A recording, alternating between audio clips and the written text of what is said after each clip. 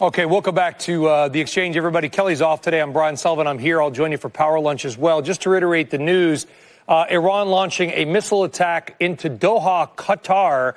Al Udeid is the name of the U.S. airbase. You're going to hear that a lot in the next couple of hours and days. This is video that came in via Reuters that they claim shows Iranian missiles coming in and defense systems either from the U.S. Al Udeid airbase and or Qatari defenses knocking the Iranian missiles out of the sky. Stocks are at record highs, and oil is actually down about 5%. But missile attacks are not the only threat that Iran poses. Joining us now is David Kennedy. He is founder and CEO at TrustedSec, cybersecurity expert. David, we have seen the Iranian regime, which obviously, at least for now, its missiles appear to be a little impotent. That's good news. But they are still a risk on the cyber side, are they not? That's absolutely correct. Iran has been building up their cyber capabilities for a number of years, and they are on par with other nation states. They very much leverage their cyber capabilities very similarly to what we do here in the United States with Cyber Command, a direct extension of military force.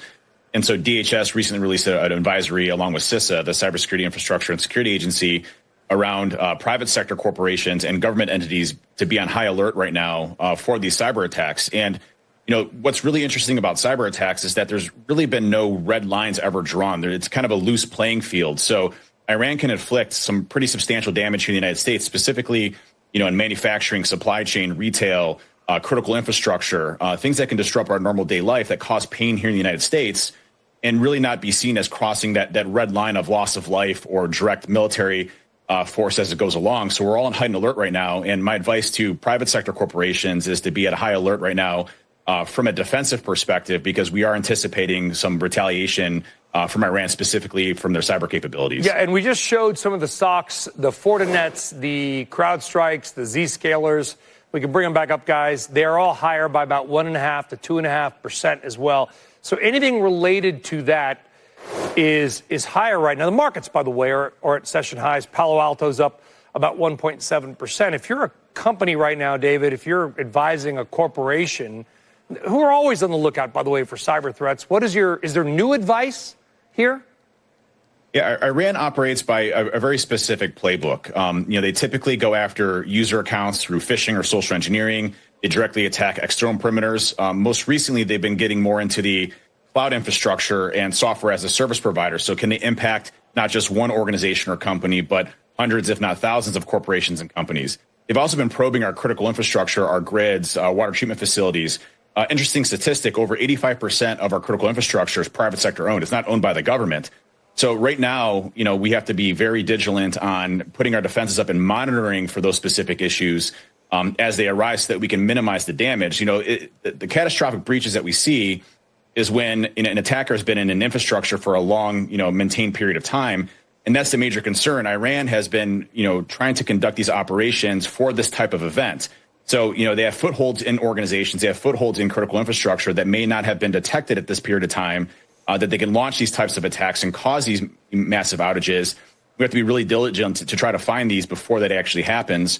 And that's my recommendation to companies right now is be very vigilant, more so than normal, because of these times. And Iran specifically targeting these other industry verticals, which is not typical for them, is something that's definitely going to happen. You know, I don't want to put you on the spot, David, but we're kind of rolling with the news here that there's the ability of the United States to kind of take Iran offline. I mean, the people there have very limited access to information as well. But could we just kind of wipe out their internet, for lack of a better term? We definitely have those capabilities with the NSA, their offensive capabilities, as well as with Cyber Command. We are very good at what we do. I was actually stationed in Bahrain, in Iraq, in Qatar, Kuwait, all these areas that are known, that's happening right now. And our offensive capabilities are second to none. And that's definitely something that's on the playing table for these types of operations. But again, it's more of an escalatory type of event, right? We came in with the bombs. Iran sent 6 that were intercepted and seems to be a de-escalation situation. If we go and we start conducting these operations abroad, which I'm sure they're already happening to this extent. What do you mean you were stationed there? I did not. You're breaking news to us on the air, David. What did you do over there? I was in the intelligence community. I did 2 tours in Iraq and 1 in Bahrain and then Afghanistan, and spent a lot of time over in the Middle East. I'm just going to flip the script. What is your take then on what's going on with Iran? To me, this seems like a de-escalation situation. Iran is launching missiles into the airbase, which, by the way, Al Udeid is not in Doha, but it's like a mile away. I mean, it's just on the edge of town.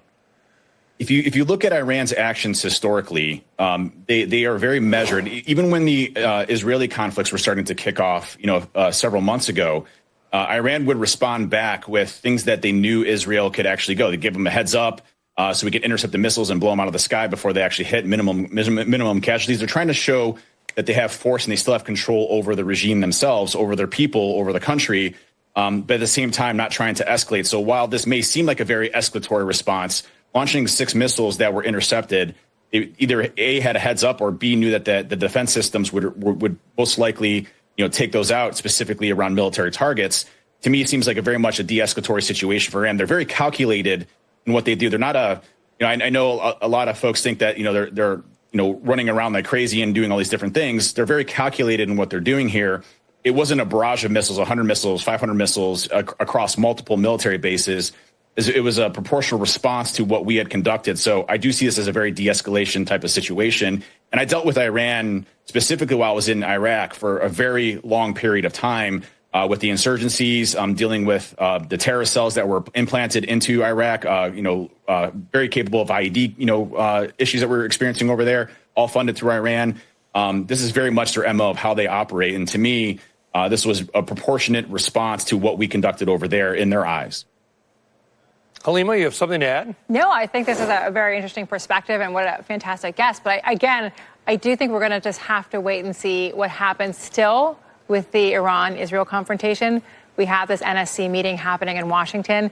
Does the Trump administration decide this is enough? Essentially, we can settle the books and the situation is over.